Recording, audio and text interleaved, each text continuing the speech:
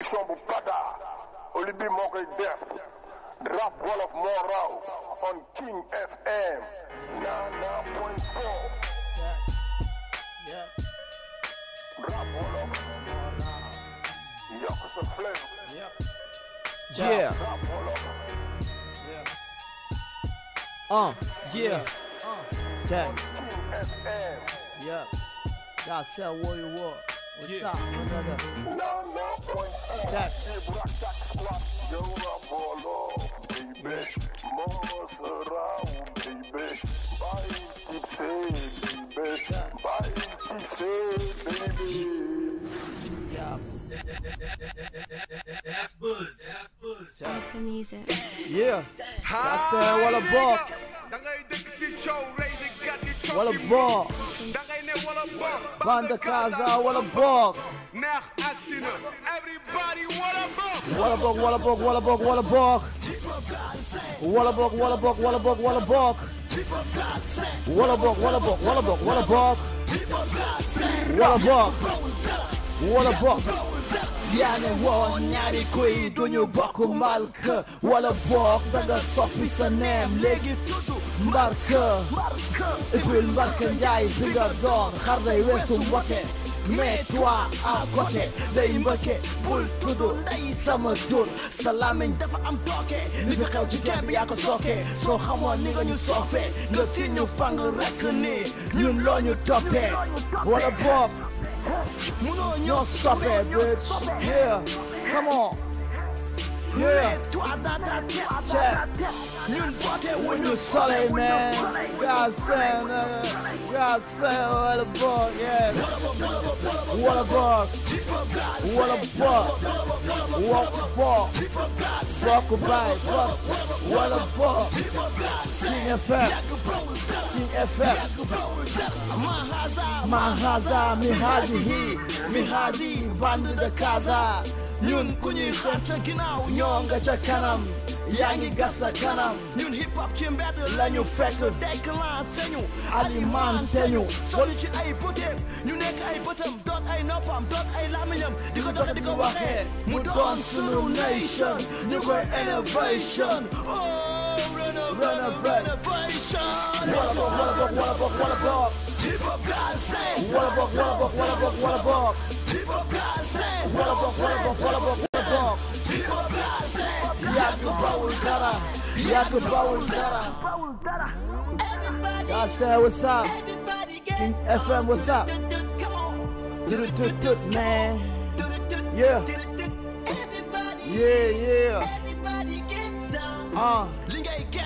hip hop gal sen la bu ñuy wax Sénégal wala bok yeah bi nga na what's up check dégg gaynde njaay ñu na et ben biir roog sax dafa fiir wala bok loo bokk ak Friday ngay simbu gaynde njaay faux lion ñoo foli ci sa territoire foqati sa couloir te mala jata ki yab ndax nga tekk nday mic bi pour toujours ñoo taal nday like bi zeyna xata pour def yëfu xata wa sama nigga gazi sa in the area ku tek dañuy tek yeah big up Oli B King FM Big up Mr. Doj. yeah mon frère What's up, brother? welcome town Come gal on. seen ak li ko wër sama guy what a bug what up hey yeah man Mr. T what's poppin' King FM. Taro kaya maa lay bëggee ah Doj.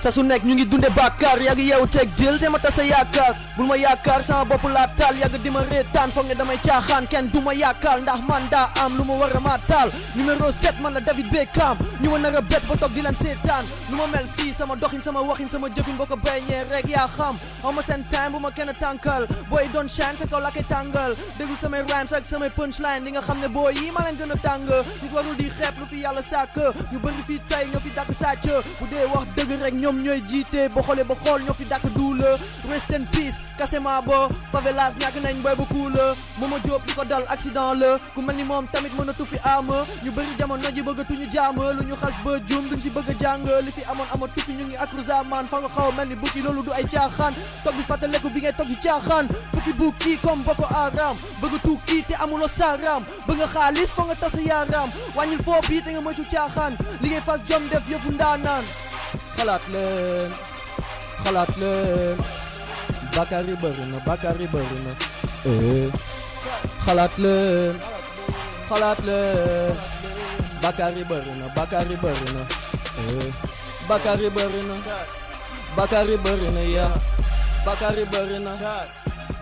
bëri na ya Bakar yi bëri na ya Bakar yi bëri na yeah ñu bëri fii tey amuñu fi liggéey gisatuma fii kenn dem uti liggéey nasaraan si tey bëgg ñu utiliser ñàkk fayda lañ def ñàkk utilité mënaguñu xam luñ bëgg temps lu fi am dafa ëpp kenn dundatu fi dëgg moo tax ku dem kaaw rek dëkk mu ripi wala rëppa dipi wala dëppa rimi ñoo la këppa li du tëppa na ma rabi nokk na la arbitre toll na la penalty carton rouge jëlal photo post snapchat jël naa disque dur wàccaat da nga doon martat yàgg naa xam ne doo gàtt wakam léegi combat dat na rappeur yi ñoo combat man léegi comprendre nga ni nga daa combat man ñëpp la éliminer ñëpp lay démystifier gën la nekk jinne wax mën na ko gisee am na benn côté nit ak benn côté jinne mën na ko deviner na nga toggee côté bine nii la ma ko bindee si xol bi laa ko tibee soxlawu ma sa idée du ma gumba bu ñu guidé te ma jàll prek comme star tu m'appelles je ne décroche pas xaruma la ngay kontaan tu as voulu m'achever dans le tas Afrique la ñu am ñu bëgg ko saccagé jamonoy maam lañ ko sàgganee am nañ fi pétrole am nañ fi or ziko nag jamaa buñ ko fàttee su demu doon tey duñu retaan kenn mën na télé wàññi rek da ngay ragal dee si ginnaaw sa su nekk am na kuy fen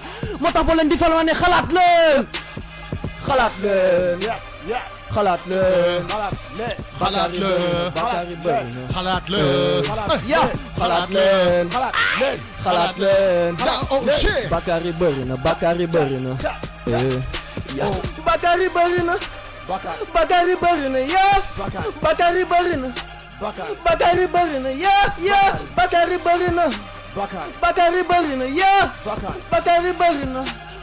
Bakar yi bëri na ya Sénégal Daoji Crazy nigga maa ngi bëggee waa favelas Wakam waa town top place sama gars yi bëggee naa leen yéen ñëpp DJ Oli B represent King FM 99.4 mon pote yeah what up That's hot Mr. Daoji. Ay mu ngi noonu ça fait plaisir en tout cas 21h52 minutes yéen a ngi connecté King FM 99.4 ñi nga dégg noonu nag mooy sama deux artistes yi ma invité tey kenn ki ni ngeen ko déggee nee na Wakam la bàyyee ko mu ngi bëggee waa Senzala ko koy Daoji mu ànd ceeg Bande Casa déjà bonjour. Yeah what's up maa ngi nuyu waa Sénégal di nuyu waa Wowa di nuyu waa Kër Massar. di nuyu waa zone B waa Sénégal Casamance respect saaful.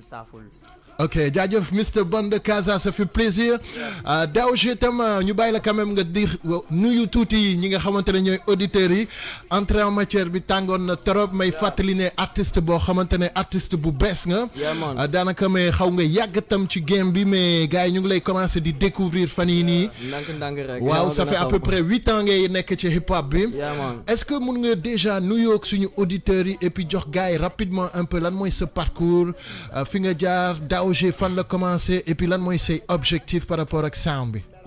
bon maa ngi big up képp ku ma mënti xam nga rek lim ay tournées nag day xaw a métti quoi te émission yi may ñu loolu yëpp. waaw instant yi man lu tax ma dugg si rap bi c'est que pour mën a kaasal yenn nit fii bëri na ay nit yi nga xamante ne bëgg nañ wax dara si dëkk bi fii nii bëgg a exprimer seen ay sentiments mais mun naa ne ragal moo tax du ñu mën a wax quoi. xam nga li ma lay wax nii.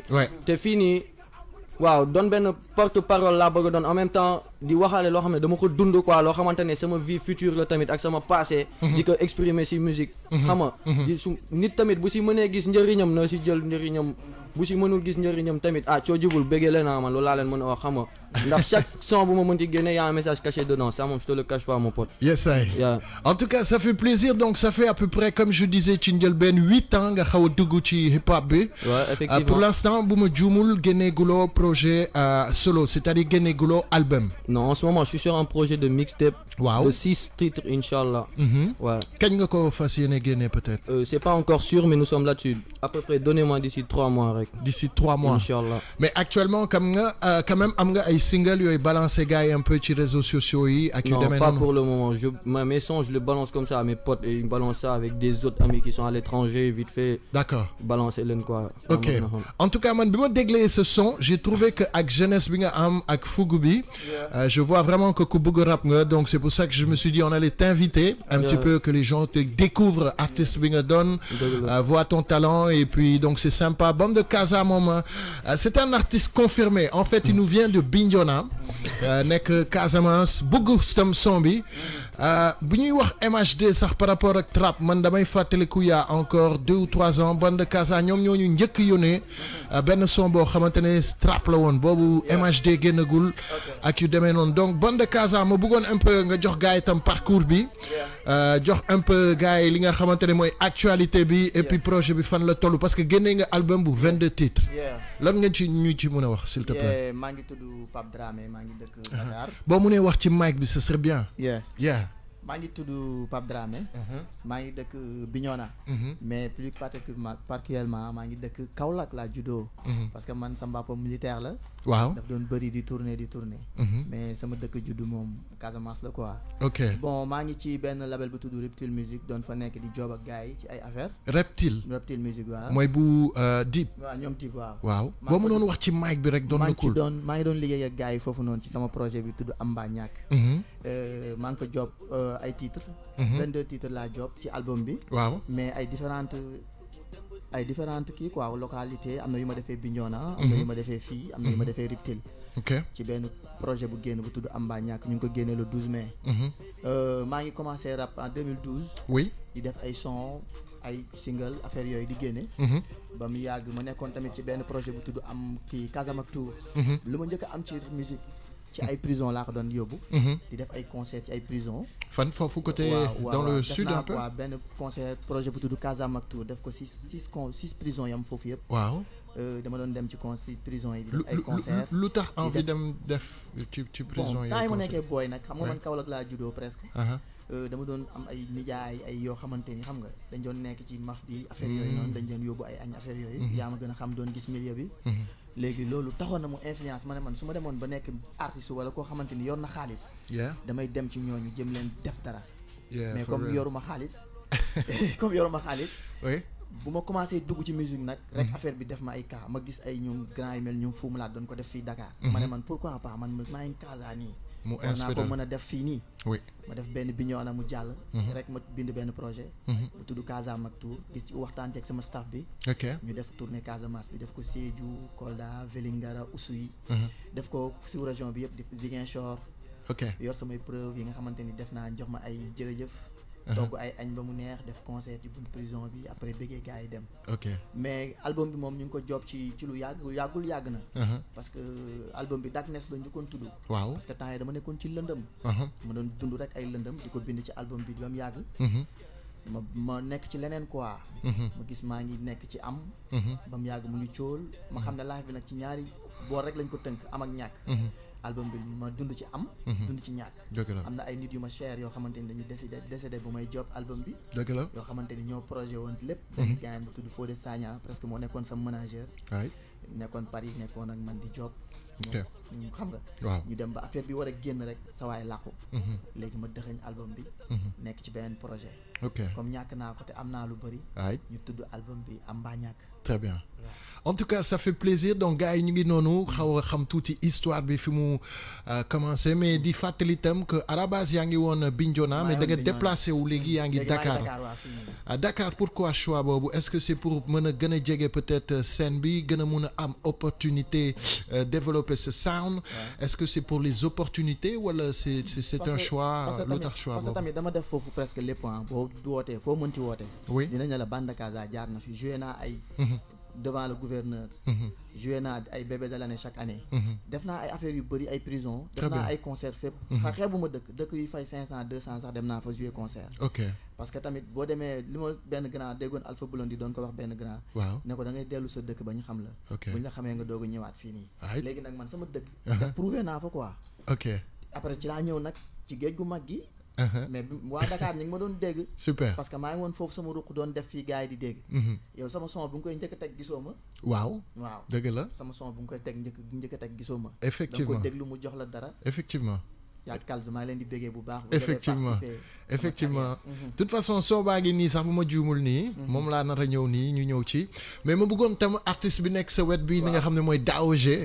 waaw lan nga xalaat ci Daoge saf na de. donc cool gars la. waaye kii kérosène lay dawee gars depuis ñu nekk ci biti sax laa xam ne sa waay bu ñëwee day def dara. de bon nañ ko ubbeel bunt yi comme ñun ñoo gën a nekk à côté. voilà mën nañ def ay dara tamit ku baax la. ñu ko ñaanal tamit mu ñëw bismillah yegg si moom it def album def dara. inchallah ñëw def dara quoi. parce que super tamit bon comme dañu nekk ci benn affaire boo xamante ni. utum xaalis la. oui fii képp ku fi nekk xaalis nga bëgg ci li ngay def. léegi moo taxoon ñu génne produit. pour jéem a natt suñu bopp ndax am na ñoo xamante ni ñu ngi ñuy xaar rek. ci ay single ay affaire mais est-ce que bu ñu demee jaay leen suñu projet nañ ko jënd. c'est une bonne question looloo taxoon. ñu def ba mu yàgg ñu ne léegi taxawal ñu taxaw. ñu jéem a dem ci ñooñu ba xam dinañu répondre. ok am na ñu répondre am na ñu aju. très bien ok. waaw de toute façon inchallah on va continuer suñu waxtaan bi au fur et à mesure. actuellement ñu ngi remercier ñi nga xamante ne ñoo ñu dab si fii ci King FM sur la 99.4 di leen fàttali émission baa ngi tudd rap wolof moo raw wolof beat affaire bi c'est tous les vendredis Mr Daoge ñu ngi ñëw ci yow léegi nii. acca ñu laalaat tuuti microphone bi. Yeah, what up? Spécialement pour tous nos auditeurs en live and direct. King FM, fort en musique. Yeah. Check. Voilà. Galsen. Yeah. Check. King FM. Fii lay xewee. Yeah. Yeah. Check. Check. Yeah. Salam. Yeah. Pare. Dinga am lu bari. Kot ñu ci sa pare. Dinga am lu bari. Kot ñu ci sa pare. Dinga am lu bari. Kot ñu ci sa pare. Dinga am lu bari. Yeah. King FM. Check. Bët gémmiñ. Banda Casa mooy sa sëriñ. All day ñu ngi rap. All night ñu ngi rap. ñi yéegoon wàcc nañu Banda Casa jiite leen. ñi demoon dikk nañu Banda Casa jiite leen. melokaanu gaynde. puus bro yow doo sunu gaynde. bi mooy sunu gaynde. mbele coola wala da nga bëgg wax ci yow ci joola. baw yippi yow yippi yeah. Check. Fuck Eminem. Baw yippi yow yippi yeah. Check. Check. Dinga am lu bari. Kot ñu ci sa bari. Dinga am lu bari. Kot ñu ci sa bari. Yeah.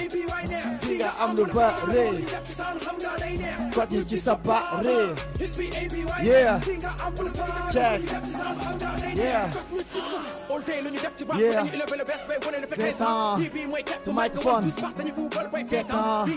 Good nice. Yeah. Feel the recognize. Check. The microphone. You better know. Take it know. Check. Who's down? Yeah. Check. Check. Yeah. Yeah. Jox ma number. Yeah. yeah maa ngi gis sam benn mbokk de foofu noonu check maa ngi gis sam benn mbokk dev kooku ñoo bokk sound yeah kooku prise na ma ay sound ba tay gaan boobu check di nga am lu bari kot ñu ci sa pare di nga am lu bari yeah musique buy jaay la ñu def quoi yeah check wala bokk yeah zone B represent Kër Massar yaa ngi fa what's up yeah ana Aïda borom Grand Dakar wala bokk King FM. check yeah check yeah ñanda lay sala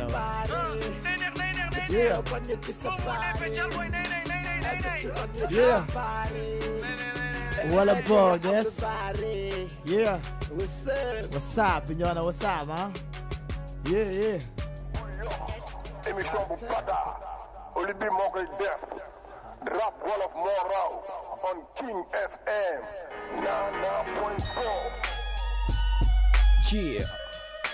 rap wolof Yeah. rap wolof Money. Like a net. What up, my nigga? Yeah. FM King FM. Yeah. 99.4 Yeah. Hey, Jorin, jox ma beat yow. Kay feel music. Bon, maa ngi si préparation bii nii ah bii laa bëgg a génne mu tas si dëkk bi. Yes I. Bii nu mu tudd. Bul ma laaj. Aight. Yeah man. Ay da OG. Brand new. Naa la ko bul ma laaj. Xaaral ma pull up. Pro de from another man. Brother from another man. Samuel Frodiger, mon pote. Watch out, original the OJ. Yeah.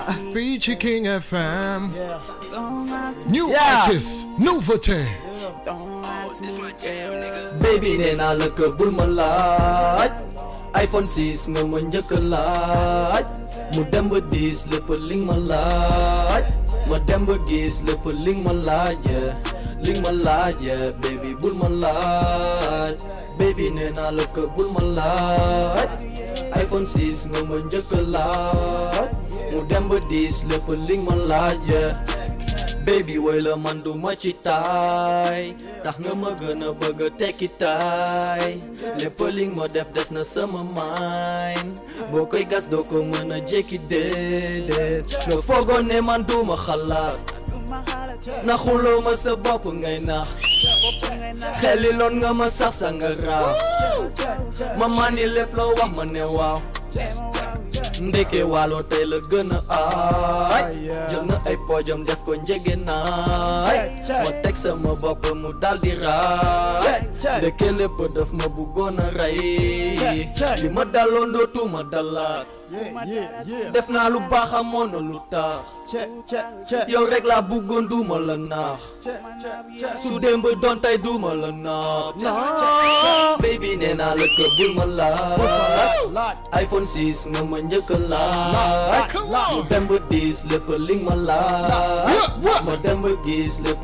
li nga ma laaj ma laaj baby bul ma laaj baby nee naa la ko bul ma laaj iPhone 6 nga ma njëkk a laaj mu dem ba 10 lépp li nga ma laaj baby yaa nga dund ak man double life ma bàyyoon la ci biir daal di jàpp daaj maa la daan teg ci keer may liggéey si naaj bi nga ma naxee sax man laa gën a mën a faaj li la aloon nga ma delloo gis naa sama gel num la xeeloo nga foogoon da nga bel ma yow beeloo bis ni ki tey dama woowee Enrico Francesco alias Donatello man la train ba dul teggi raay nu ma ñëwee sax ma na la ray dama tàkk dooma mën a fay ku fi teg jàpp ma du ma la tay xar sama tànk tubéy xëy bi liggéey moo war a am lu ma leew moo war a am lu ma leew waxal ma ñenn ñi tey di ubbi seen làmmi ñu béy hey wax leen ko taluma leen wax leen ko taluma leen wax leen ko taluma leen hey King FM 99.4 mon pote Always like money, always like money Yeah. yeah You love me cause my mom. Del B More Never rap. love a girl like you. Yeah. baby nee naa la ko bul ma laaj Lot. iPhone 6 nga ma njëkk a laaj mu dem ba 10 lépp li nga ma laaj ma dem ba gis lépp li nga ma laaj li nga ma laaj baby bul ma laaj baby nee naa la ko bul ma laaj iPhone 6 nga ma njëkk a laaj mu dem ba 10 lépp li nga ma laaj King FM. Yeah. What a ball, yes. King FM. Check. It's getting serious on Check. this track, fam. What a ball. King FM. Check. Daan doole liggéey ñàkk jëriñu jarul wër di sëriñtu sa wërsëg ngay jot balaa ngay dee. Yeah. Nga ka yaa ngi ci mbedd mi ñu leen di wote loo ñaa baay booye wan ma sa kaar dañu bëggoon ku bees ku ñu naan nguur gi ñu ngi ci mbedd mi di wutu ko kenn bëggul ku toog yow sa place jaay ma may la tuut taw nga votel ma dafa sa xel ni seetaan la ñu na xoon moom ñu la ñu naroon na xaar xamal ki ngay votel wow xamal ki nga votel xamal ki ngay votel xoolal sa carte dañ la nar a karaat dañ la nar a defaat ni waa kara dindi fexeel jëleñ fi ñi li fi doxul gas seen dara doxul courant ndox di coupé barki démb sama koñ dafa manqué woon ndox fii dara doxu fii waxu ma kenn jam la bëggal booy yow mi la sama yaay xaalis laay wutal yow mi la sama yaay xaalis kese moo may tere nelo danga bëgg booy bàyyi ma wutal mer bi xaalis gas seen dañu jàppe doof waay xale yi jigéen ñi dañu yombi naax waay balaa nga may sa doom wax ko est-ce que takk na lafu yow bi sërëm papa nang ma baal dama gudde demb li ma fi gis ci koñ bi naqarin demb yaay diw di bind sama tëdd di gas yow ñii di gas boy di suul sama boy koñ yee ma daqeex ñoom ñëpp kenn jàpp sama boy son yi boy bu ba léegi boy franc-maçon yi dem ba léegi may yaaj boy son yi léegi anam la bind boy bu danga cee gis sa bopp gisal boy dama màgg rek boy tekki boy xama boy yow yaay tekki boy wax ma yow foo dëkk yow yaay kan boy di ma yow imposé man suivron benn rapport comme boy ni ñuy suivre Novelas man la boy bandi yow kaza boy xale bu xew ci jamono ya boy xamee woo ma jën ak yow mi leen ja boy xale bu teggi ndawal ñëw jële fi ñi fi ne boy da nga impuissant boy wax ko boy sa gynécologue boy xaw ma sax boy noo mel musuma la yow jege on laisse les éléphants faire ce qu'ils veulent King de ce FM. mot du pays da ngay fay waa PIB ñu xool yow waa PIA Casamance la boy la dëkk ñaanal ñu boy yow 30 ans ay père rescapé rek ay mère yu ñàkk seen jëkkër ay xale yi jàpp seen bopp di jooy Casa boy la dëkk I gotta know sol le chouette ni may sol dafa cher boy bi may ñëw am na boy yu bëggoon xeex man boy xaalis laay wutal sama yaay bàyyi ma dibi ko Et je vous rappelle que yéen a ngi en direct ci King FM Mr Bon de Casa VS Mr Da OJ from Wakam dañu bàyyi lépp jàpp rap bañ jàppee rap lañu jàpp boy bi amul liggéey bés bu nekk ma koy gis ci net bi xanaa kii amul lu mu gëm xanaa kii bëggul kër oto ak château rap lañu ay yéen a ngi déglu rap wolof moo raw Reptile Music ma fëkk yeah voilà que des nouveautés aujourd'hui sama deux artistes yi seen yaram tàng na en tout cas ça fait plaisir maa ngi jot benn message d'un gars qui s'appelle il y a un gars qui s'appelle Inch'Allah Maodo Baldé il est à l'écoute nee na il trouve super li ngeen di def il adore beaucoup donc mu ngi leen di féliciter yeneen auditeur tam ñu ngi leen di féliciter Coco Jean mu ngi leen di féliciter il est à l'écoute Babacar Diakhoumpa mu ngi leen di féliciter énormément de gens qui vous suivent actuellement donc ça fait plaisir. Nous continuons de Def Show tout et après Dougat. Un petit peu dans le contenu, Wartan un peu, n'est-ce pas? DAOG. Yeah, Oli B. The new artist. Yep. G. Faut respecter l'Afrique. Oh my God, respectez l'Afrique. Yeah. Yeah. 354 sous le capot, mon frère. 354, mon pote. Yeah. I'm OG, nigga. The OG. Oli B. Oli B. King FM. Assez parler parce que faut le faire ce soir. Ah.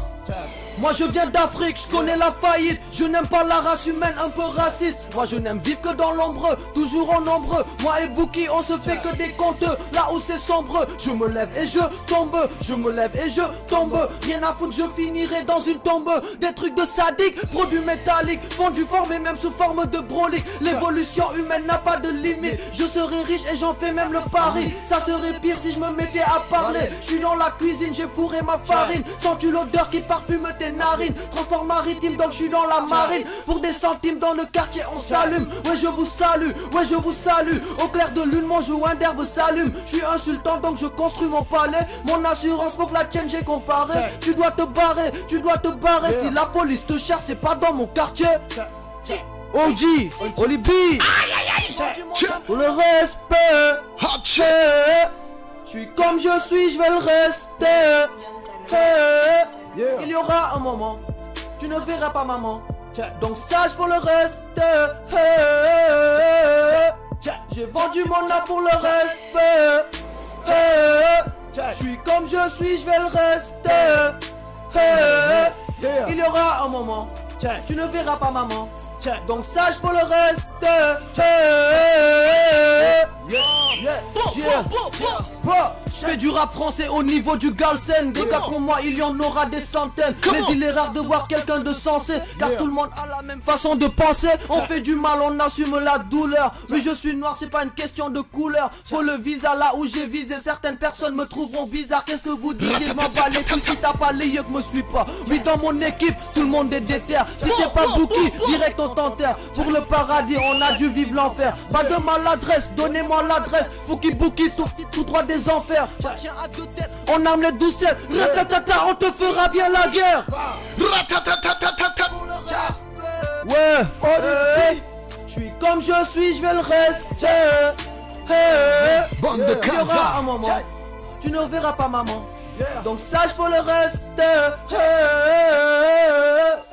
J'ai vendu mon âme pour le respect. Sénégal, respectez l'Afrique. Faut respecter l'Afrique, j'ai dit mon pote. Ouais, Afrique am na rap, Sénégal am na rap. Yeah, rap wolof mooy raw.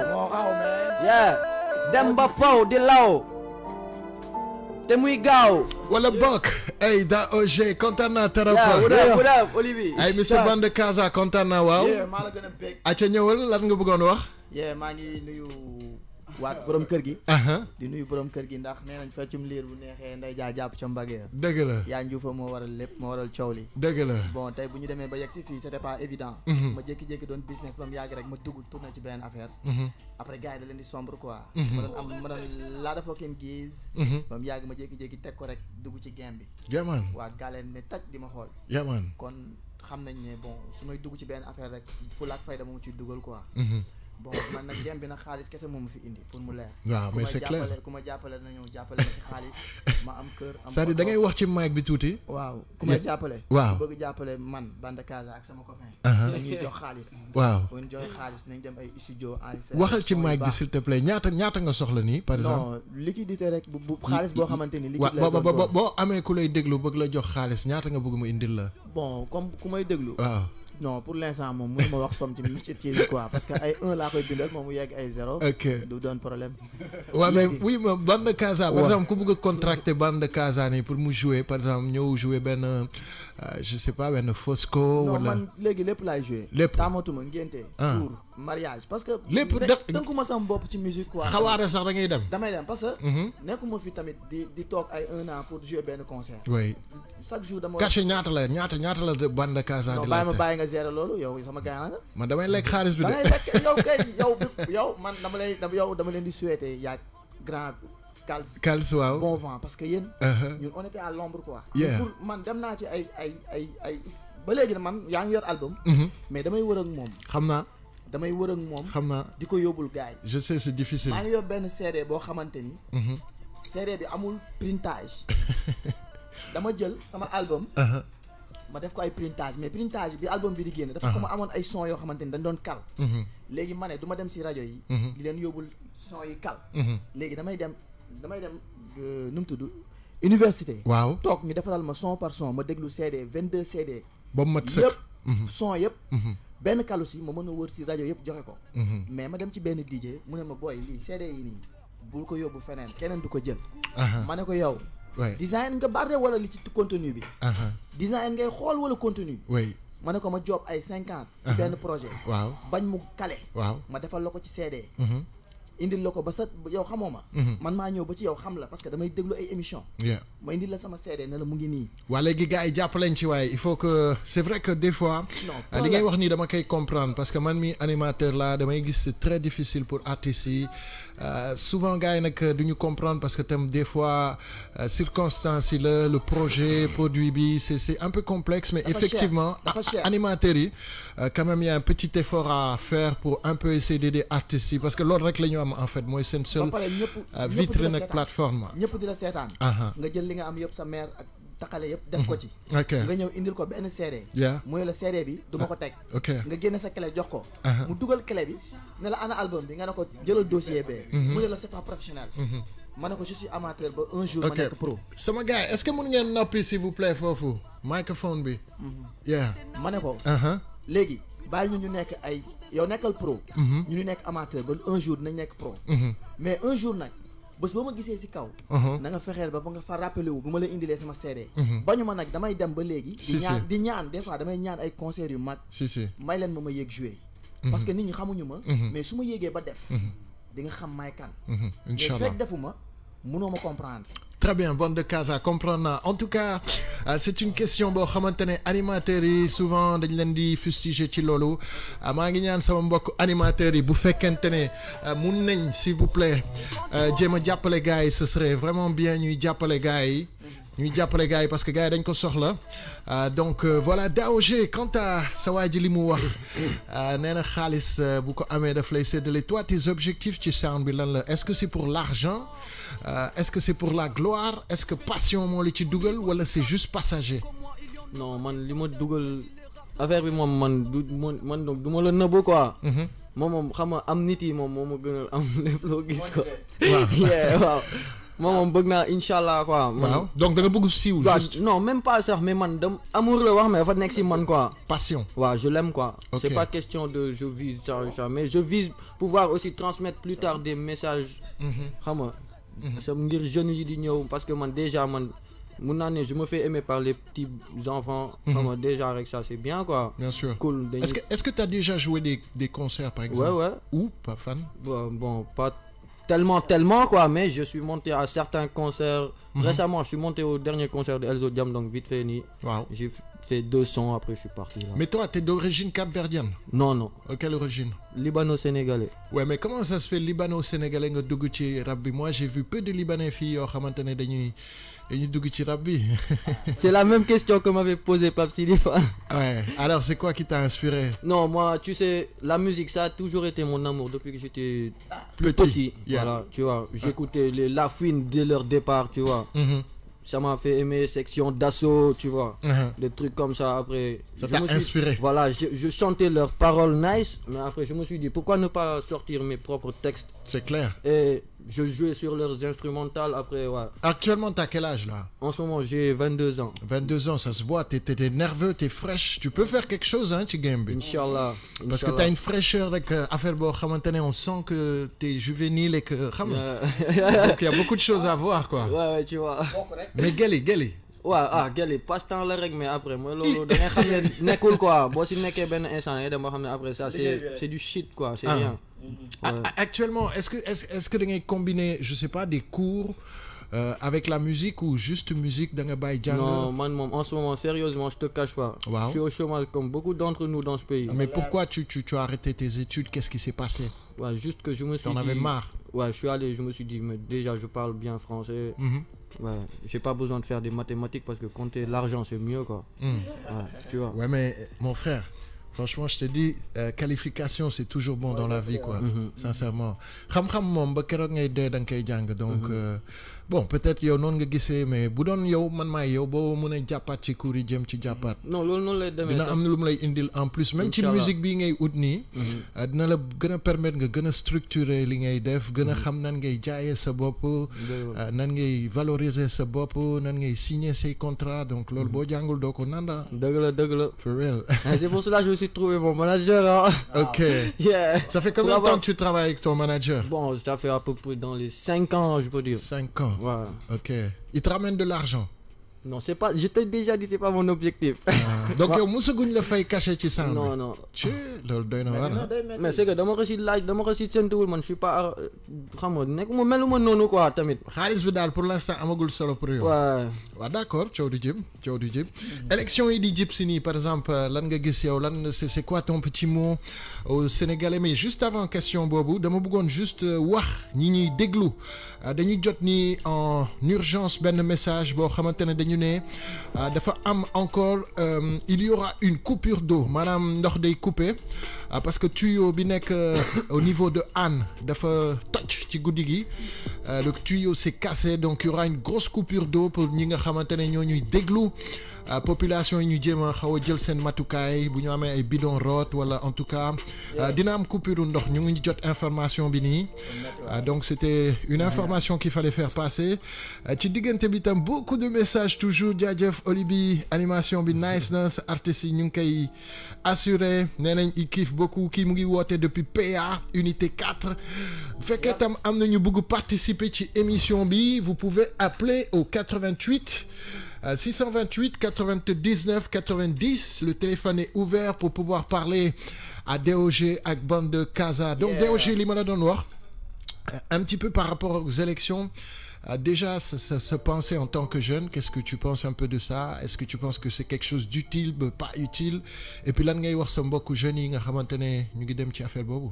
man benn affaire rek laa mën a wax quoi. Sénégal suñu Sénégal la. bien vrai que man métis la mais man fii laa juddoo quoi. Grand Dakar xam nga fii laa bokk ñoo bokk gëble bi yëpp. ci nga bokk mais daal benn message rek lay transmettre quoi képp ku nekk Sénégal te yàlla tax. ñun nee nañ bëgg nañ suñu dëkk nañ fexe bañ a taal dëkk bi quoi. ñu teg ko ci yoon quoi. ndax xoolal ñax nan laa la ko mën a waxee manque de respect bu ñuy manquer de respect au niveau de l'étranger fii ñun ñoo koy teg suñu bopp quoi war nañ xoolaat suñu bopp quoi tamit bàyyi ñun fii ñoo xam moom suñu gaal seen la kon waruñu ko saltal nañ ko naysal mu nays ku ñëw fii da ngay bëgg a toog mais lu tax ñëpp di daw dem kaaw dem toog foofu c'est que fii dafa ndóol voilà mais ndóol boobu nag ñun ñoo ko war a teggil suñu bopp ndax naka mooy ñu liggéey suñu dëkk si nan mooy ñu wàññi yenn affaire yu bëri lu ñu nekkee si dëkk bi mais yow nee nga bëggoo jàng ba pare bëgg a liggéeyal dëkk bi mais man mën naa doon man nee naa je suis un porte-parole waaw man damay kaasal képp ku dëkk si Galsen man je veux représenter l'Afrique pour aller à l'étranger montrer ma valeur yow yaay représenter Senzala fële Wakam wala Favelas yeah sama gars yi ba pare tamit di rest in peace ale boy kase Mabo quoi suñu benn boy la woon ndeysaan boy boobu jantal boy ak benn gars bu tudd Pouy dégg naa xam nga Pouy c'était mon grand man il paraît quoi waaw billaay jaaxal na ma nag côté boobu Wakam y a pas mal un petit peu souvent les jeunes sont en train de partir man moo tax xoolal nañ def lu baax rek quoi barki alxuraan yàlla jëf xoolal jëf ju baax dëgg la dina fay jëf de mais yàlla xol bu nice day gën a fay man gis naa ne ñooñu jot a dem ñoom ay borom xol yu nice leen quoi ak Momo Diop Almadi sama gain la woon tamit barki alxuraan bi ma yégee décès man daf ma métti tellement billaay kooku yàlla na leen yàlla xaare ajana ñoom ñëpp képp ku fekkeewul 2019 bi si àdduna yàlla na yàlla xaare ajana yu gën a kawe yi waaw rap Galsen bi yow daaw ci artiste boo xamante ne bees nga nan nga ko gisee est-ce que gars yi ñu ngi équilibré est-ce que gars yi li ñuy teg baax na lan moo ci sa diagnostic yow bon bien vrai que j'ai pas des papiers qui prouvent que je suis dans le xam nga yaa ma gën a xam affaire de musique quoi waaw ci bàyyi mais j'ai l'oreille musicale quoi man je suis sûr à 100% que musique bu ma déglu naa xam ndax baax na wala baaxul. Et globalement les gars yi di def fii tu penses que. Bon y en a que j'apprécie y en a que j'apprécie pas. Parce que y en a tamit ñoo xam ne dañ ci teg loo xam ne waruñu ko teg loo xam ne. comme lan. benn manque de respect nii quoi. waaw ok xam nga dañu ego trip peut-être bu bëri bi. non ego trip nice. man j'aime bu dee ay clashante moom noonu coodiwul quoi mun nañ clashante mais. fu may waxee mooy. clashante bi dëgg la de man xam nga man malade mun naa wax si loolu s'il te plaît. waxal loo bëgg. lu la neex man xam nga am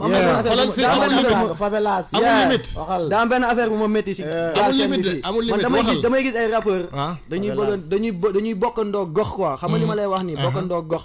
léegi nga gis benn rappeur jékki-jékki ne day jéem a clash kenn. kooku dafa mel ni pour yow la de jàppaleen téléphone bi. allo allo. waaw soxna si salaamaaleykum. ça va na nga def. ça va yaa ngi en direct King FM kan nga bëggoon waxal ci gars yi. ah ok. borom bande Casa. Oli ça va. naka mu. waaye cool sant yàlla. émission bi neex na. wala. kontaan nañ trop xam ma jox la maire. wala boog. yaa ngi fa. salaamaaleykum. waaleykum salaam. Dramé Kandji. what's up. yaa ngi fa lay woo. yaa ngi fa lay ñaanal. yàlla la fal la cëpp. amiin.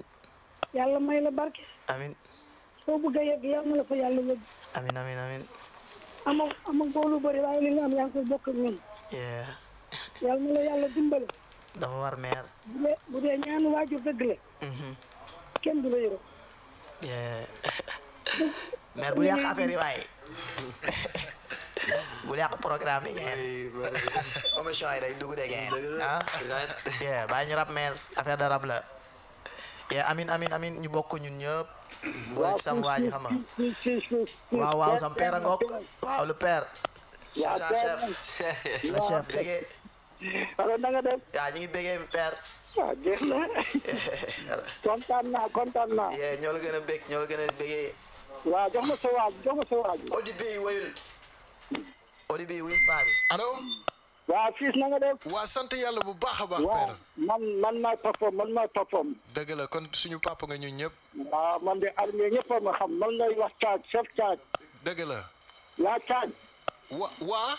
voilà laa caaj man maay laa caaj ñëpp a ma xam. waa caaj d'accord père. waaw moo tax sama doom loolu maa ngi koy ñaanal mu dem ci kanam. amiin allahumma amiin. ñu bokk lépp. waaw maa ko digal am ne xam nga moom yoon boobu la jàpp quoi ma koy ñaanal. incha allah dina baax père. waaw jàppal leen ko rek yàlla baax na. incha allah.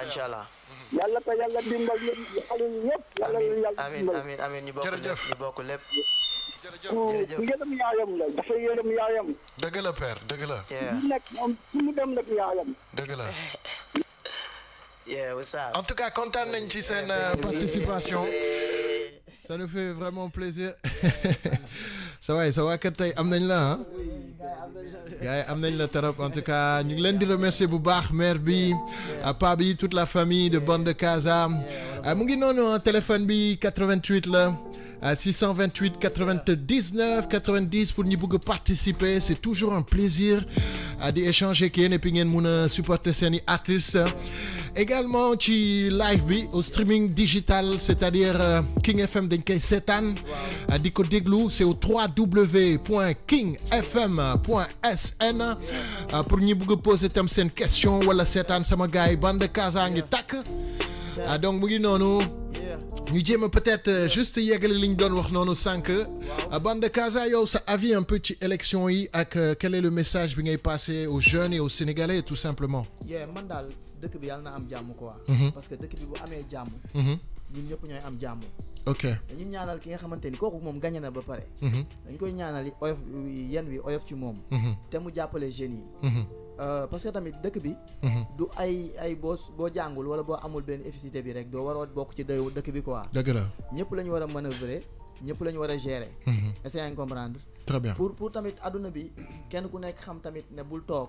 góor gu nekk na jóg jàpp ci dara. dëkk bi dox. effectivement loolu kese la quoi mais bu ñu naree xaar état.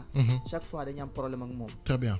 te ñun moom dañu dëkkal ci rappeurs yi ñooy saaga mais tamit il faut que tamit ñun tamit ñu jóg def effort quoi. très bien. chômeurs yi dañu bëri ci rappeurs yi trop. li nga wax am na solo dañu jéemul lu bëri te loolu mooy loolu quoi. ok sama gars yi kon damay rap ma toog ceene. damay rap ma toog ceene. wuy leen ma kii ba xam wuy leen ma kii ba xam. salaamaaleykum. allo maaleykum salaam. na ngeen def sama gars yi. ñu ngi sant bu baax salaam. ñu ngi leen di ziar bu baax. ñu bëggee Charé. Bégué. waaw mais ngeen baal ma man vraiment émission bi je kiffe beaucoup. au fait Olivier. waaw. waaw Olivier man la Noreyni mais Noreyni non Noreyni tey tu m'as eu gain hein. non mais c'est sûr mon frère. ah mais nice c'est une grosse surprise en fait. en fait live la ñuy suivre sur internet. ok. via Facebook ak King FM bi yëpp donc bon juste pour rafetlu liggéey bi ngay liggéey quoi. merci beaucoup. tu fais de très belles choses. et puis bon tu fais la promo des artistes rappeurs aussi donc ça c'est à noter quoi. Franchement. mais Noreyni vraiment c'est super gentil liggéey bi daf ci jàpp da nga ciy jàpp bu baax tam. émission bi sans toi ça passe pas quoi. Gaza. respect. sama gars je kiffe mon frère merci. nice oh. waa ji nag am na ma dëgg. jàppal leen ma kooku. allo. oui allô. Allô. Oui, bonsoir. Bonsoir. Je suis monsieur Nejam, Richard Nejam, et je crois que vous avez parmi vous ce soir un jeune du nom de David Nejam. Exactement. Alors, donc, je suis son oncle. Son oncle. Oui, et je suis très content de ce que j'entends et de ce que je pourrais voir si c'était possible. Et il cartonne en tout cas, c'est un futur artiste qui va bientôt être confirmé. Hein. D'accord, c'est formidable. Je suis content. Vous avez apprécié. Moi aussi, je suis content. Voilà, donc dites-lui de ma part que je lui souhaite beaucoup de bonnes choses et que la vie est un défi et qu'il faut persévérer. Et lutter toujours pour arriver. Il vous entend en fait, vous pouvez parler avec lui, hein. Tu peux répondre à ton oncle toi aussi. ouais. Mais ça m'a fait plaisir. Hein. Voilà, je suis content, j'espère que tu iras de l'avant, j'espère que ce sera plus tard une réussite. Ce que je peux te conseiller, c'est que dans la vie, il faut aller étape par étape et gravir doucement les échelles de la vie. Ok, merci. Voilà, alors bonne soirée et bonne continuation. Merci, ça me fait plaisir. Merci. Allez. Allô? Oui. Je vous remercie beaucoup. On vous remercie beaucoup tonton et puis on vous souhaite une très bonne fin de soirée également. Merci beaucoup. Super. À bientôt peut-être. Au revoir et merci encore. Très bien, Inch'Allah. King FM vous remercie. au début lii laa lay wax quoi. lii laa la doon wax ma ne la. waaw. hip hop bi il fallait ñu gëmloo paa yi gëmloo mère yi. ne ñun foowuñu quoi. si. parce que bu ñu demee ba kii papaam di dugg. sama papa di dugg suñu yaay di dugg. suñu sœur yi di dugg. am na nu mu fa demee am na nu mu fa demee quoi. am na lu leen wan am na loo xamante ni tamit ñu ngi koy gis si ñun. parce que tamit musique dafa nekk loo xamante ni c'est pas évident. ñu ngay gis jamono ji nu mu mettee. tentation yi bëri ci ñun lu ñu nekk. tox bi naan bi bagage yi. ak lépp li nga xamante ni dafa négatif ci musique boobu lañ koy kànn. sooy def rap sax da ngay gis nit ñi nu ñu lay xoolaatee. bëggul dara wala jéemul dara wala lu yomb la ñuy bëgg. parce que noonu la ñu décrité quoi. très bien moo tax tamit game bi ñun ñu ci nekk ak ñi nekk ci kaw. war a gérer. ok. gérer rek mooy deal bi. Mais en tout cas, liggéey la rek toujours travailler, encore travailler et beaucoup travailler. Et puis Inch'Allah, lépp dina sotti. Ça fait vraiment plaisir, hein, les auditeurs, auditrices. yi ñuy seetaan, je rappelle encore au www.kingfm.sn. Vos questions dinaa ci ñëw tout de suite. Technicien bi boo ma mënee ñëw xoolal message yi, voir s'il y a un peu des questions pour nos invités. Également pour ceux qui veulent encore pouvoir mën a dugg ci téléphone bi, c'est au 88 628 99 90. Et je vous rappelle, c'est tous les vendredis émission B à partir de 21h jusqu'à 23h en compagnie de Oli B Gaza Hong Kong. Gars yi ñu laalaat microphone bi tuuti. mais bi dañ ko war a syncope sax ma ak moom. acca boo leen bëggee freestyle yéen a moom antenne bi def la lool leen bëgg. yeah it's free no limit. kon tegal bit bu la neex yow. mu ngi noonu. check. Yeah, man dama yàgg gëm rap nigga dégg low oh nigga maa ngi ñëw yow tooñ nga ma yow kon jéggalul dama yàgg def lu ma neex mais pourtant xam naa ne yow loolu du fi mësa wéy yow yaa ngi doog a ñëw ma nigga tegal sama wéy yow foo ko mënti teg rek ñëpp dinañ bégg gémmiñ bu ubbeeku démb niggas naa ko tëj nigga dama fresh niggas bul ma seet niggas da nga sedd mel ni clim la fi taal niggas yow yaa ma gën a know laaj ma King FM 99.4 yaa yow du ñu faj DJ Oli B yow yaa ngi doog a ñëw ñoo ngi ñëw si audité bi ñun dañu def suñu sound niggas foo nga kom ma niggas yow loo fi teg yow de foo ko toog every day nigga so we can die nigga take a wreck where you damn from the casa nigga yeah salaaleek bre mujj juddu ci game bi wër di cartonné suma benn sound doon it dagg seen fit bit lay ndekkee di ko aññee suma naree fande ginaar lay reeree te ci coca nelaw ci ay hôtel 4 étoiles des nuits paisibles c'est possible bu ko sa yaay joobee ku joobul ñu joobe la ku joobul ñu tooge la boy fabe la yaa ngi bége waa Sénégal gaa seen woy woo boy lañ lay xool yow mi le woyu woo ñi ma ci fekk boy ayo woo nenne boy bi dafay batterie yaa ngi boy batterie di yëg di battere di saagare di waakare di barere boy yow dañu waaga avec la réussite je me laisse aller je suis comme le vent faut que vous arrêtiez de me comparer avec tous ces gens si je fais du sale c'est pas pour montrer que je suis élégant sur ça ok on est prêt vas-y mets les gants acte édité dans le quartier on n'a plus de temps pour méditer je roule un paquet et je recommence pour moi la réussite sans la galère ça n'a pas de sens tu dis que la vie a un goût amer c'est ce que tu penses papier ou palon blanc ne juge l'homme qu'à son apparence plaider coupable pour le coupable qui plaide son innocence au fond on n'est pas libre entre nous que des lignes tous rassemblés dans une boule bleue d'après le satellite donc là je fume et je pense je fume et je pense je me demande pourquoi l'être humain vit dans l'insolence yaa ngi gaa seen woy woo King FM Hey, merci beaucoup Léon Sambou depuis Kafountine, scotché connecté. Mr Gay, Talibé Bamba, Gay RFM, Gay kontaan naa torop ci sa dugg bi. Kooku c'est un fidèle auditeur di ñu supporter tout le temps. Mr Gay RFM, Abdoul Aziz Diallo, bonne continuation. À Monsieur Ousmane Dramé tam Ahmed Amir Dia nee na Gaza rap wolof moo raw. Kii mu ngi tudd Moustapha Tendoudi.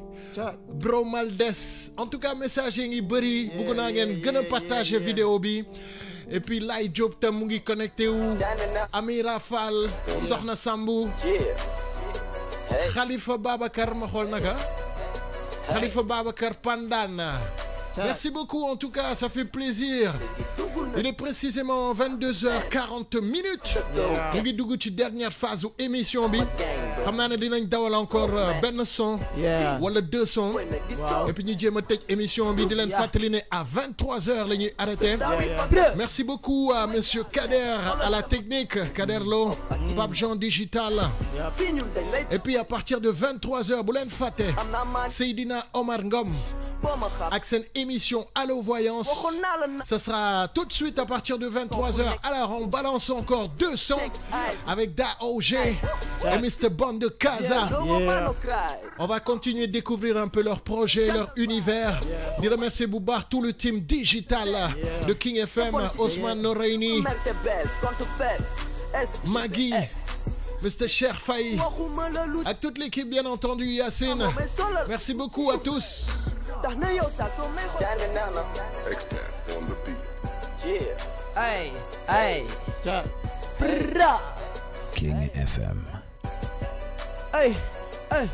Yeah, money leggy dugg na si chain bitches I'm the man of the story fuck the cocaine fi mooy gaal seen xoolal sama gang bari doof ak i dope man fii ñun dañ lay cooboy nag di soap man money leggy dugg na si chain bitches I'm the man of the story fuck the cocaine fi mooy gaal seen xoolal sama gang bari doof ak i dope man fii ñun dañ lay cooboy nag di soap man am na money full lot of cash boo ma xamee wul ma ni gën nag ma seet waxoon naa la bet léegi sama son fu nekk dinga ko get ñu ngi may teg ice fi jigéen du joy no woman no cry fukki bukki gang real gentle boy ma wàcc si BM yéeg si Mercedes ma defoon siñ sa gel dama merte bes compte fes SGBS BCAO waxuma la lu ci des Nova moo may solal ay Gucci yu bees tax na yow saa soo may xool sa fit bi di des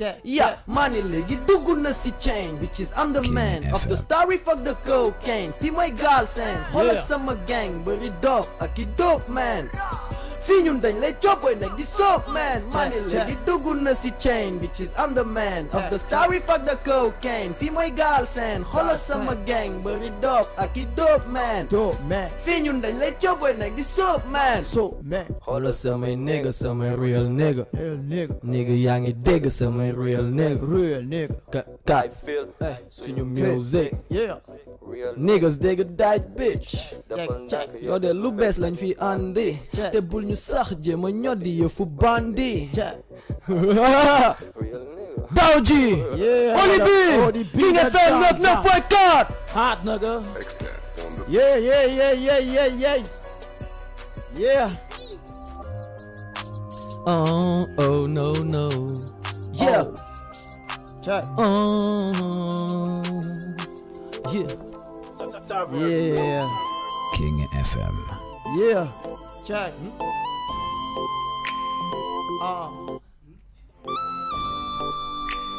Banda Casa VS da OG.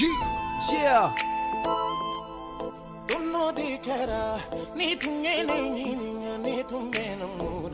Sans level bi quoi.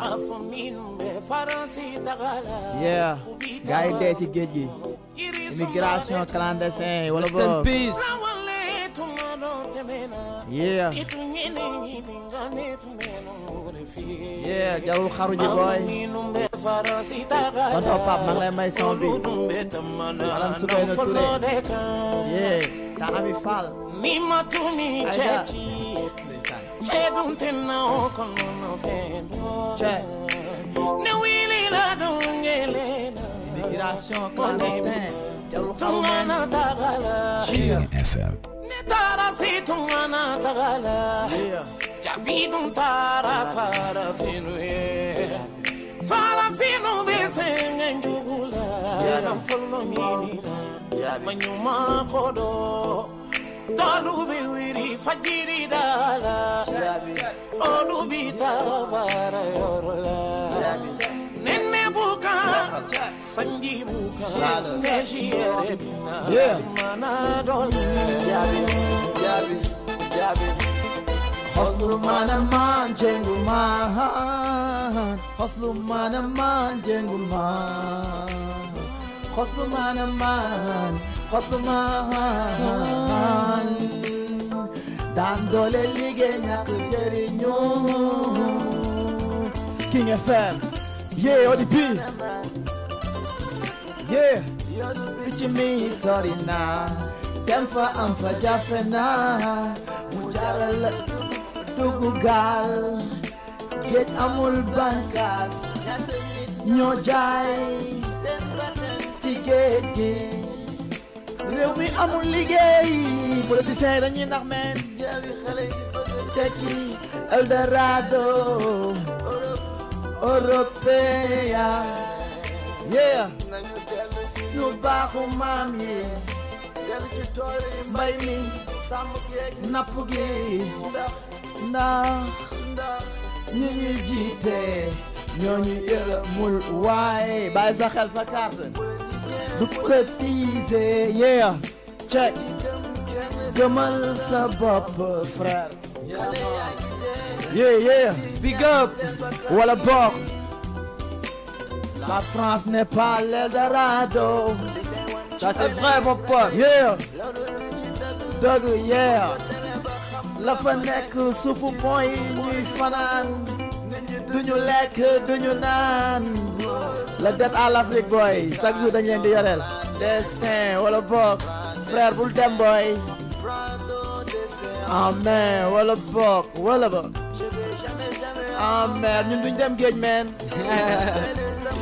ci ay géej la maam daan def sàkku wuti liggéey dem wuti liggéey doomu réew mi ñooy rëbët coono di ko jànkoonteel ci métro yi France du Eldorado li lay wan ci télé yee di la ko wan ci rajo yi jaay taar yi ñibbisi di la ñoddi naan fee dafa neex boo demee ba xam lañ fay daj doom yaay dootoo bëgg dara si tukki ay waay dellu si leen ci réew mi dimbale waa réew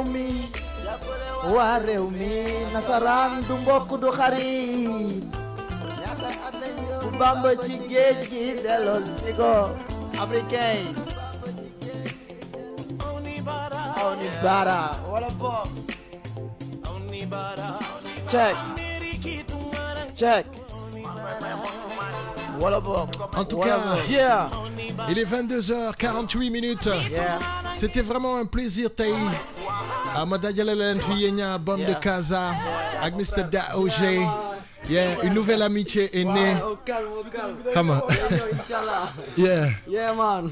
émission bi nag loolu mooy but bi tam artistes yi di gën a xaw a am chaleur di gën a fusionner di gën a waxtaan et puis découvrir un peu leurs univers peut-être bande de Casa comme am nga expérience boo amee concert di nga xëcc sa waay wala vice versa hein nga laal loo ko premier cachet am fexeel nag ba utal ko au moins minimum 500 000 quoi.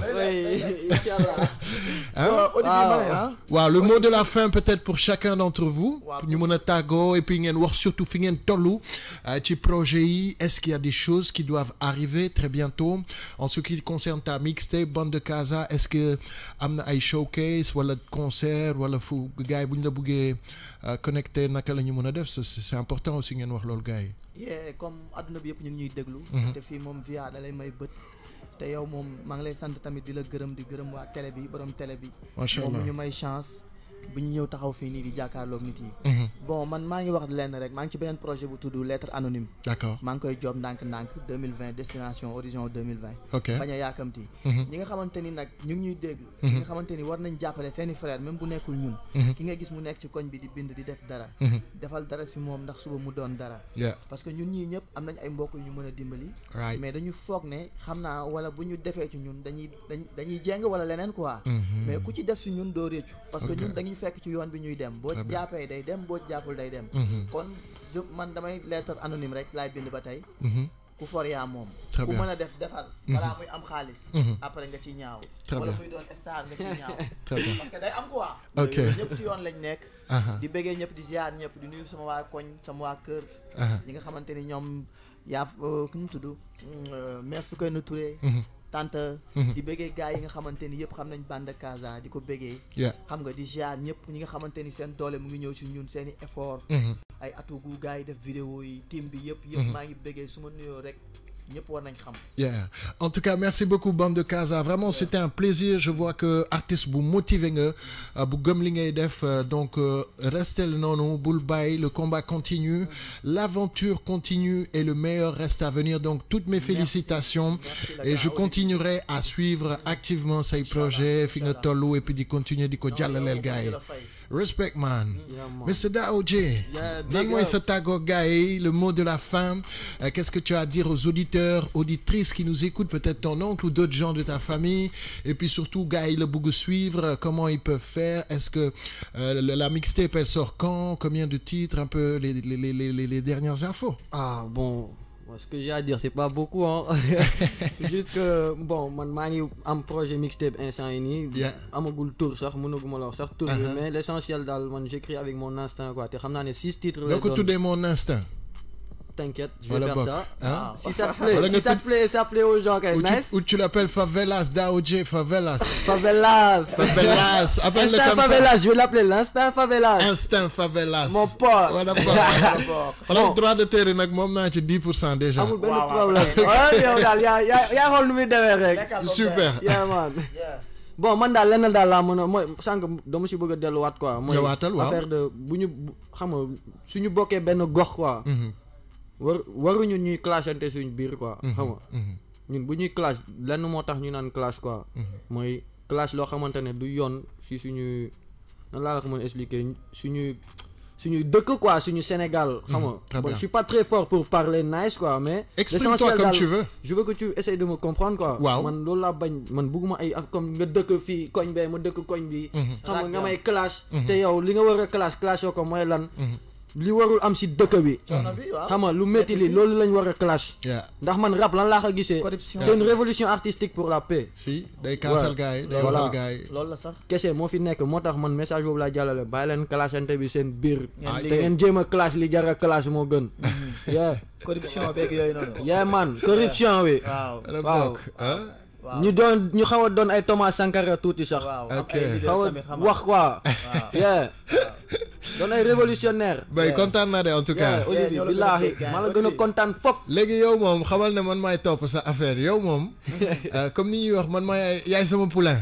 léegi man maa nar a nekk sa mentor maa nar a suivre sa affaire je pense que tu as beaucoup de capacité ci rap bi beaucoup de possibilités aussi xam naa ne gars yi bu ñu la encadré ay bande Casa ak yeneen tuuti rek dañay am dara quoi day am dara non guerrier la inchallah donc waaw comme li ma doon wax rek nekk ci rek boo ci nekkee rek bu yàggee dara dina la si fekk très bien parce que liggéey kese mooy fay très bien merci beaucoup à vos équipes seen manager yi soxna sa noonu di big up ale Mr Tia sama manager il est venu avec moi man waaw avec tamit waa Kër Mademoiselle quoi waaw Mademoiselle ñu ngi lay bëggee sa gars bi ay na de ma fayal paas waaw ñambe ma fayal paas allez les gars ce fut un plaisir un grand merci en tout cas mu ngi noonu un grand merci love mon pote yo bokk game ya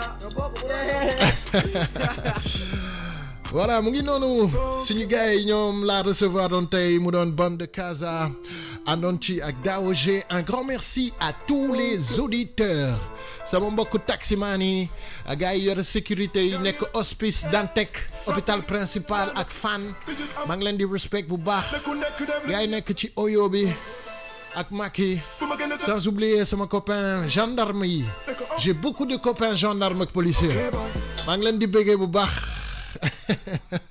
lan nga wax gars yi lay tëj de waaw mbaadu kay jàngalaaj bëri na ci de en tout cas maa ngi leen di remercier bu baax tous ceux qui gèrent la sécurité de ce pays et puis di leen wax que dimanche inchallah 18h 20h Oribi dina fi nekkaat ci émission bi tudd Gaza City ñi nga xam ne gëm nañ dancehall ak reggae xam nañ ko je suis là tous les dimanches 18h à 20h et puis de vous dire un grand merci et surtout sama gars yi restez vigilants ñu bañ a ànd ak fitna jéem a dal gérer affaire bi 24 février soretul pour l'instant tout se passe bien donc on continue à faire attention à être responsable discipliné rigoureux et puis ñu jéem a def affaire mu nice rek ki gagné ki perte et puis wax bi jeex ñu jàll ci leneen mais c'est très important pour l'heure d'un pays parce que élection présidentielle du dara mais lépp ci jàmm rek encore merci beaucoup à ma partie technique monsieur Ousmane Noreini qui a réalisé li nga xamante ne mooy affiche bi ngeen di jot chaque fois également le team digital Mr Pape Jean